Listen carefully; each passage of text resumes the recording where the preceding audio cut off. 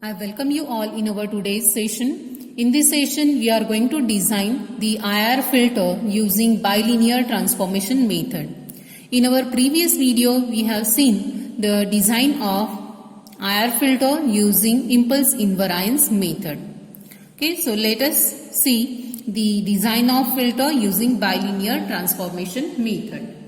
The bilinear transformation is a conformal mapping that transforms the j-ohm axis into the unit circle in the z-plane.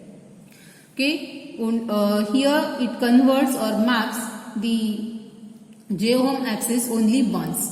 Okay, thus avoiding the aliasing effect of frequency components. So furthermore, all points in the LHP of S-plane gets mapped inside the unit circle in the Z-plane, and all the points which lie in the RHP of S-plane are mapped into the corresponding points outside the unit circle in the Z-plane. Okay, so let us consider here the analog filter system function H of S is equivalent to B divided by S plus A.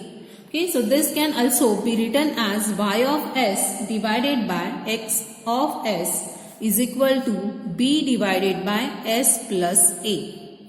Okay, so here again simplifying this equation, we have S into Y of S plus A into Y of S is equivalent to B into X of S.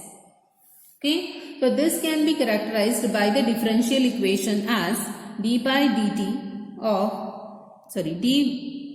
of y of t plus a y of t is equivalent to b x of t. Okay, so y of t can be approximated by the trapezoidal formula here. Okay, so it can be approximated as y of t is equivalent to integral from t0 to t y dash of 2 d2 plus y of t0. Okay, so this is the trapezoidal formula. Okay, where y dash of t denotes the derivative of y of t. Okay, so what is y dash of t? It is the derivative of y of t. Okay, so the approximation of the integral given here by the trapezoidal formula at t is equivalent to nt and t0 is equivalent to nt minus t, okay, yields the equation y of nt is equivalent to t divided by 2 into y dash of nt plus y dash of nt minus t plus y of nt minus t. Okay, so from the differential equation we can obtain here y dash of nt is equivalent to minus a y of nt plus b x of nt. Okay, we are going to consider this equation. Okay, so substituting this equation in the equation of y of nt. Okay, so we will number our equation so it will be convenient. Okay, so this is our equation number 1. This is the equation number 2. Okay, this is the equation number 3, 4. This is the 5th equation. Okay, so here it will be the 6th equation and this one will be the 7th equation. Okay, now the equation number 7 we will replace in the equation number 6. Okay, so our equation now becomes y of nt is equivalent to t by 2 into, okay, so y dash of nt is this value. So replace here. So what is it?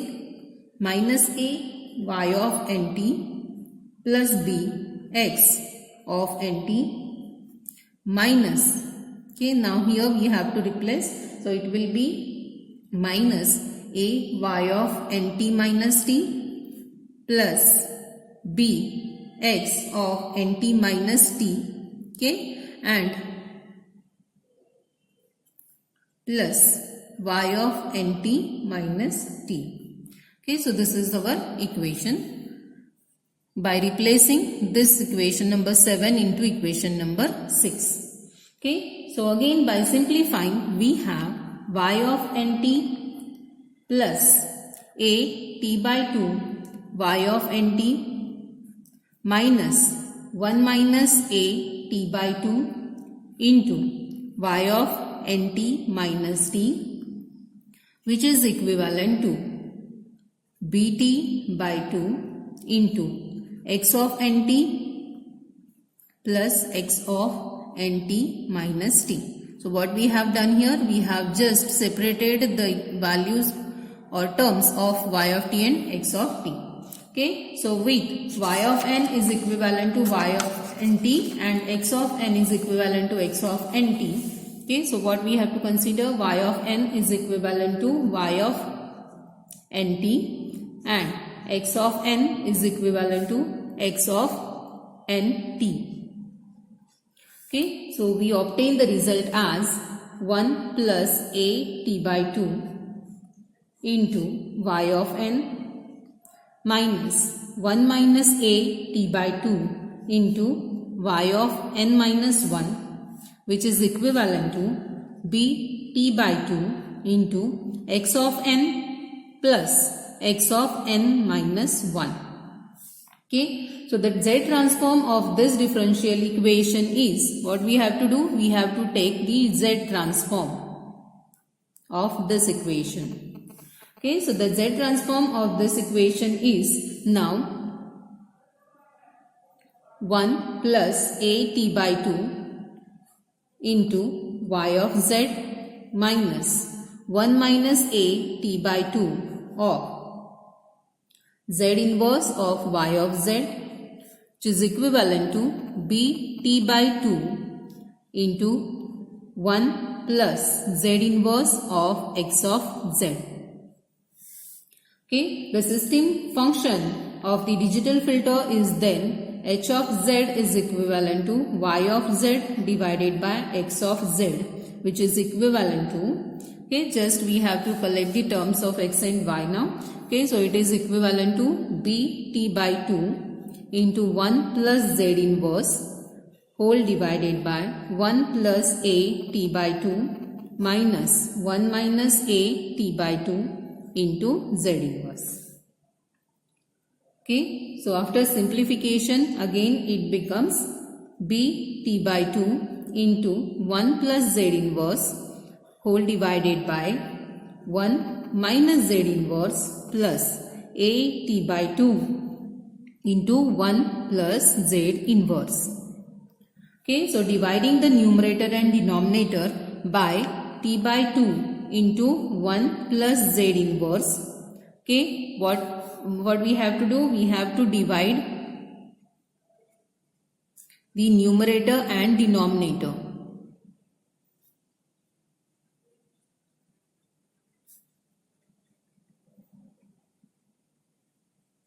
by the term t by 2 into 1 plus z inverse. Okay, so what our equation is now? Our equation becomes h of z is equal to b divided by 2 by t into 1 minus z inverse divided by 1 plus z inverse plus a. Okay, now here we have to compare this equation of h of z by the equation of digital filter. Okay, so here by comparing the equations, what we have, okay, the h of s, we have seen earlier that h of s is equivalent to b divided by s plus a.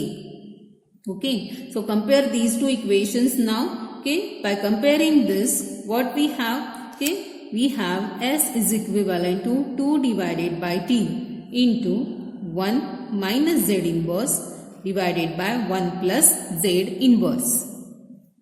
Okay, so this relationship is in between s and z, okay, which is known as the bilinear transformation. Okay, so this our relation in between s and z is nothing but the bilinear transformation.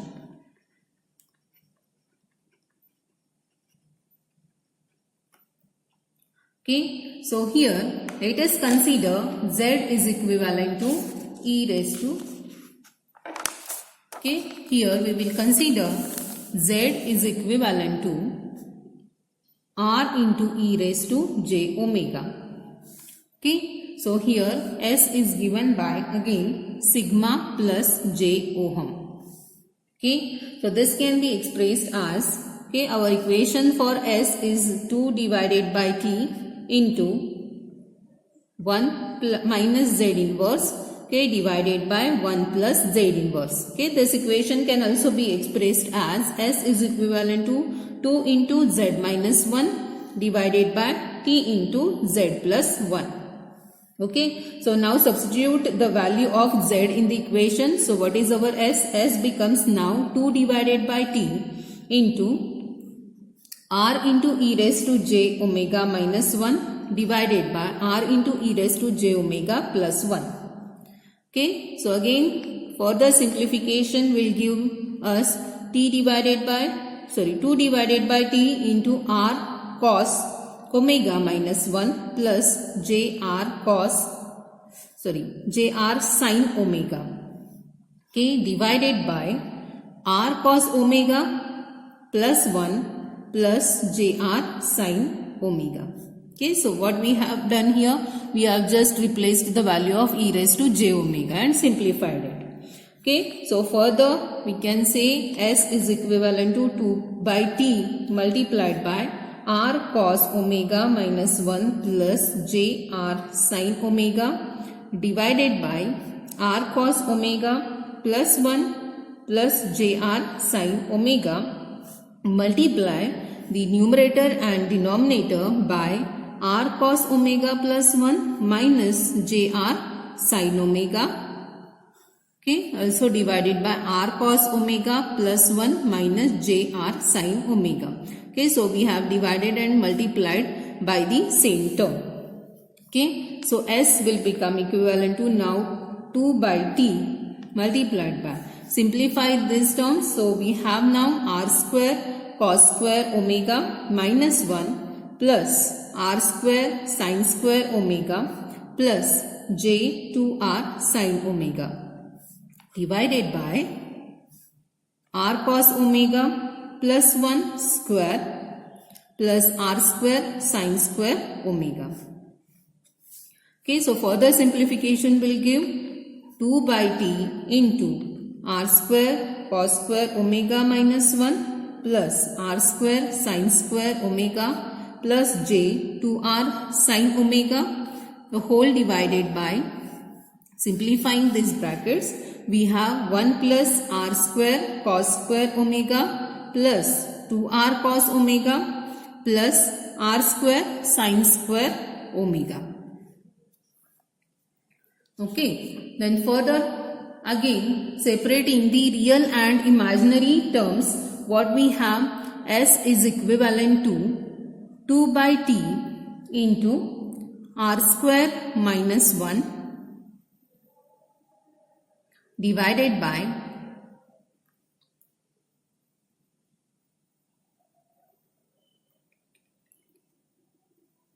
1 plus r square plus 2r cos omega plus j 2r sin omega divided by 1 plus r square plus 2r cos omega. Okay, so here cos square omega plus sin square omega value is equal to 1. In the same way here also sin square plus cos square omega plus sin square omega, the value is equivalent to 1. Okay, so we have simplified it in terms of real and imaginary terms. Okay, now here comparing these equations, what we have, now we have s is equivalent to sigma plus j ohm. Compare these two equations, so we have sigma is equivalent to 2 divided by t into r square minus 1 divided by 1 plus r square plus 2r cos omega. Okay, and what is the ohm value? Ohm value is equivalent to 2 divided by t into 2r sin omega divided by 1 plus r square plus 2r cos omega. Okay, So here we find that if R is less than or equivalent to 1, then sigma value is equivalent to 0. Okay, so in this case, if R is less than or equivalent to 1, sigma will become equivalent to 0. Sigma will become less than 0. Okay, and if sigma is greater than 1, if R is greater than 1, then sigma should be greater than 0. Okay, so here consequently the LHP in S plane maps into the inside the unit circle in the Z plane, and the RHP in the S maps into the outside of the unit circle. Okay, we can see here that when sigma value is less than 0, okay, the poles lies inside the circle. Okay, and if sigma value is greater than 0, then the poles lie outside the circle in case of the Z plane. Okay, so here the ohm value is further given as, okay, so ohm value is further given as 2 divided by T into sine omega divided by 1 plus cos omega. Okay, so this can be again reduced as 2 divided by T, 2 times sine omega divided by 2 into cos omega divided by 2, the whole divided by 2 cos square, okay, omega divided by 2. Okay, so it will become, ohm then will become equivalent to 2 divided by T into tan of omega divided by 2. Okay, so the omega value is now 2 tan inverse of ohm T divided by 2. Okay, so this is the value of omega. Okay, now we have to consider the warping effect in case of the bilinear transformation. So what is this warping effect?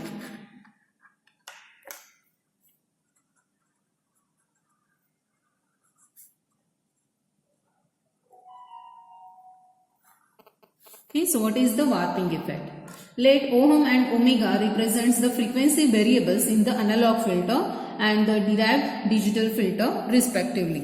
Okay, so here from the equation of ohm, okay, we can say ohm is equivalent to 2 divided by T tan of omega divided by 2. Okay, so for the small value of omega, here ohm will become equivalent to 2 divided by T into omega divided by 2. Okay, so which is equivalent to omega divided by T.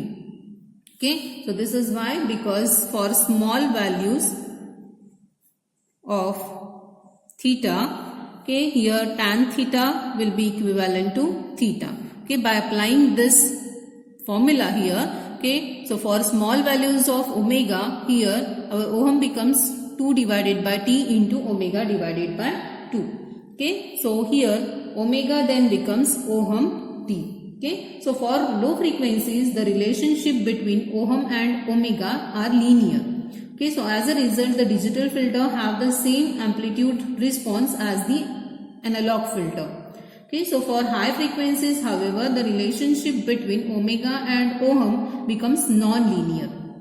Okay, so distortion is introduced in the frequency scale of the digital filter. Filter to that of the analog filter, and this effect is known as the warping effect.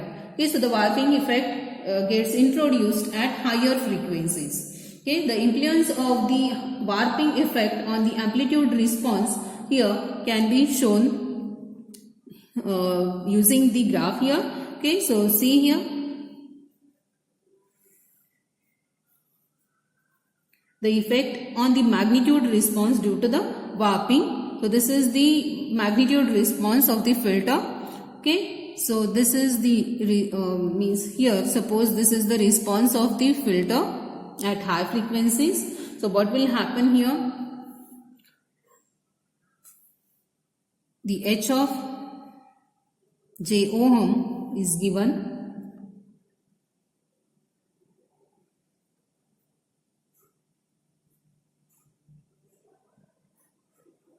Okay, so here is the H of j ohm. magnitude response of the filter. Okay, so see at high frequencies what happens.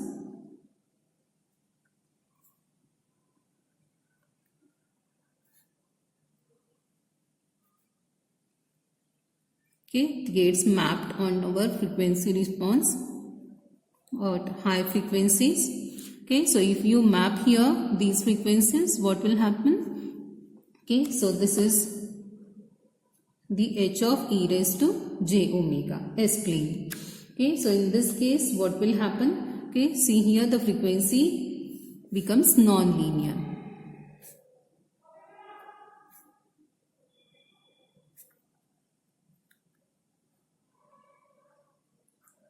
Okay, so here the transformation is different than that of the analog filter.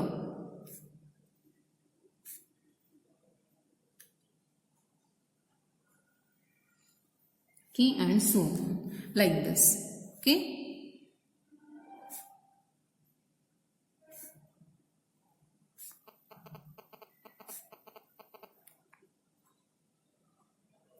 Okay, so here the frequency scale in digital filter and analog filter gets differ.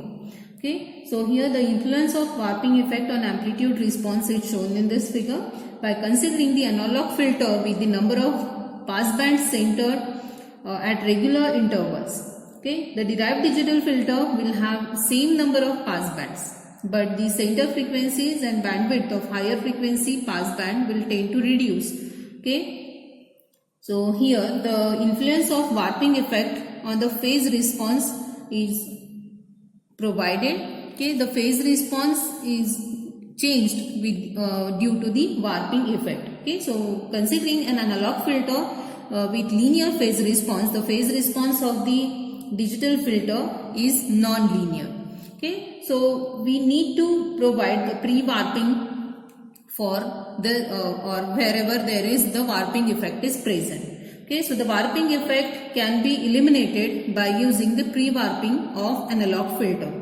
Okay, so this can be done by finding the pre-warping analog frequencies, okay, by using the different formulas. So what are those formulas? We will see here. Okay, so there is need of pre-warping to avoid the warping effect. Okay, so we have to use the formula ohm is equivalent to 2 by T into tan of omega divided by 2. Okay, so we have to use this formula to find out ohm. Okay, so what is the passband frequency then? Passband frequency is equivalent to 2 divided by T tan of omega p divided by 2, and the stop band frequency is equivalent to 2 divided by T tan of omega s divided by 2. Okay, so by using these frequencies we can pre-warp the analog filter. Okay, so in this session we have seen the transfer function with the help of bilinear transformation, the warping effect and the pre-warping used to avoid the warping effect. Okay, I hope this session will be helpful for you. Okay, for your further session, which is nothing but the design of digital, or in our next session or next video we are going to introduce the steps to design the digital filter using bilinear transformation technique. Okay, so for designing the digital filter with the help of bilinear transformation, okay, there is, or we can use this video as a reference. Okay, thank you.